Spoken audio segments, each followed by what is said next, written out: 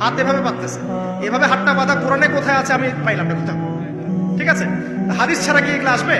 হাত বাঁধো, সেজদায় গিয়ে সুবহান রাব্বিয়াল আলা বলছে না, বলছে আসলামতু লিরাব্বিল আলামিন। এটা কোরআন থেকে বলছে।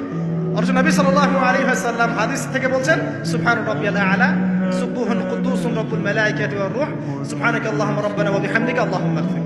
এগুলো নাই, ও বলছে আসলামতু লিরাব্বিল আলামিন। মানে কোরআন মানি, হাদিস মানি না। এত বেশি পণ্ডিত হওয়ার দরকার নেই, এরা হচ্ছে ইচনা পাকা টাইপের পণ্ডিত। ওমর রাদিয়াল্লাহু আনহুর যুগে বেঁচে থাকলে এদেরকে পিটাই সোজা করে ফেলতো, ফাইজলামি শুরু করছে। কোরআন মানি, হাদিস মানি না। আল্লাহ পাক কোরআনে বলছেন ওয়া মা আতাকুমুর রাসূলু ফাখুযু, রাসূল যা দিয়েছেন তা গ্রহণ করো। ওয়া মা নাহাকুম আনহু ফান্তাহু, রাসূল যা নিষেধ করছেন দূরে থাকো। রাসূল যা দেন সেটা হাদিস না, রাসূল যা দেন সেটা সুন্নাহ না। সুন্নাহ তো সে মানেই না, আলটিমেটলি সে কোরআনই মানে না। তো আসল কথা হচ্ছে এইসব ফিতনা থেকে বেঁচে থাকবেন।